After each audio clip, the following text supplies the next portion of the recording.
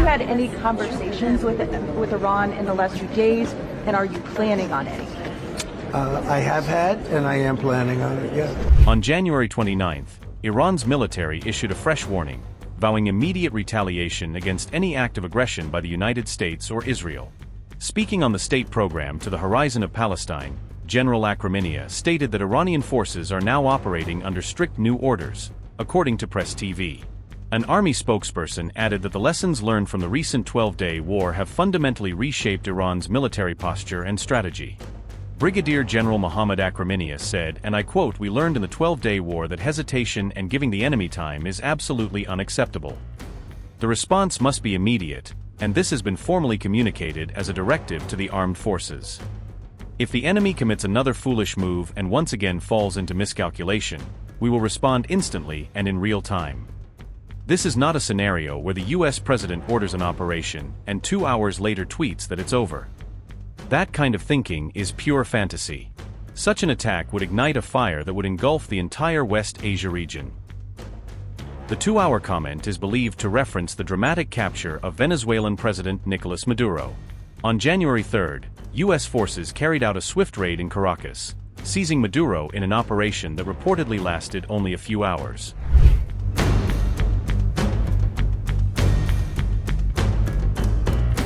Meanwhile, Iranian media reports have drawn attention to a striking war-themed mural displayed in the heart of Tehran. The mural, set up in the city's Palestine Square, depicts coffins draped with Israeli and American flags, a powerful visual warning to Iran's adversaries. Alongside the mural, a bold message written in both Hebrew and English reads, "Watch out for your soldiers," according to PressTV. However, despite its renewed presence on social media, reports clarify that the artwork is not new and was originally installed on January 4th. Earlier this month, another mural in Tehran showing explosions and blood on a US aircraft carrier had already sparked widespread attention. These displays come amid heightened tensions following warnings from US President Donald Trump over Iran's handling of ongoing domestic protests. On January 29th, Trump once again claimed that additional American warships were moving toward Iran, ready for potential military action. Have you had any conversations with Iran in the last few days, and are you planning on any? I have had, and I am planning on it, yeah. We have a lot of very big, very powerful ships sailing to Iran right now, and it would be great if we didn't have to use them. Okay? Can you say what the message was that you shared with Iranians? Well, I told them two things. Number one, no nuclear, and number two, stop killing protesters. They're killing them by the thousands. You know, I stopped 837 hangings 2 weeks ago, but they're going to have to do something. Nobody's seen anything like it.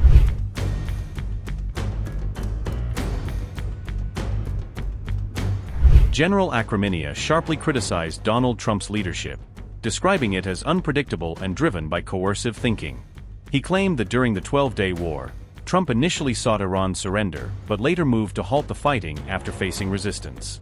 The army spokesman added that Iran has now finalized detailed operational plans to respond under multiple attack scenarios. Akraminia warned that even a limited military strike against Iran would trigger a widespread retaliatory response across the region. According to him, all U.S. military bases in the Middle East are well within the striking range of Iran's advanced missiles and drones. A military attack against us is possible by the U.S. What we hear in Trump's speeches is continued pressure in any form. Although his statements change frequently, a military strike remains one possible scenario. The broader assessment is that they may eventually resort to military action. If that happens, it appears the Americans will be seeking a rapid, short, lightning-style, and limited operation. The Americans may once again miscalculate. Even the smallest strike against Iran, given that we have orders and our fingers on the trigger, will be met with an immediate response to any act of aggression. Such a move could lead to consequences that would not be pleasant to the Americans. The Americans have numerous bases, all of which are within range of our medium-range missiles, even no need for long-range ones. Their positions are within the range of our short-range drones, which enable us to target some of their positions using a wide range of semi-heavy weapons. I state clearly that if the Americans make such a miscalculation, it will certainly not be as quick as Trump imagines, an operation carried out and then, 2 hours later, a tweet saying, "Yes, The operation is over and we will take no action against Iran, and you don't do anything. There is no such a thing at all, and the war would definitely extend across the entire geography of the region, from the Zionist regime to the countries where the United States has military bases near us.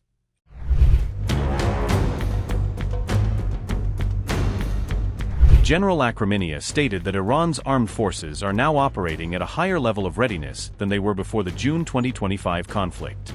He highlighted the rapid repairs made to Iran's air defense systems and the extensive upgrades carried out across the country's ground, naval, and air units.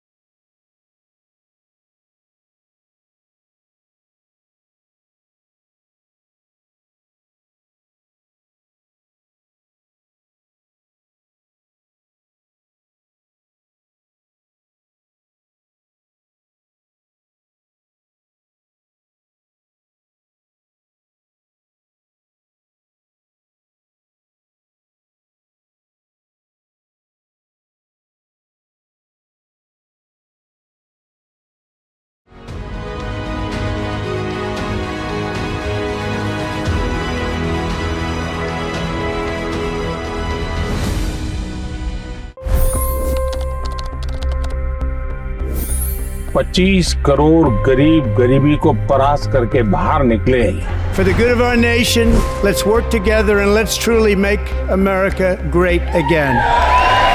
The fastest news breaks. Requested PM saying that look, you will have to speak to Putin and to Zelensky. The biggest news makers. The relationship with India is probably the most important bilateral relationship the U.S. will have for the rest of this century. The capital delivered quite an election result today.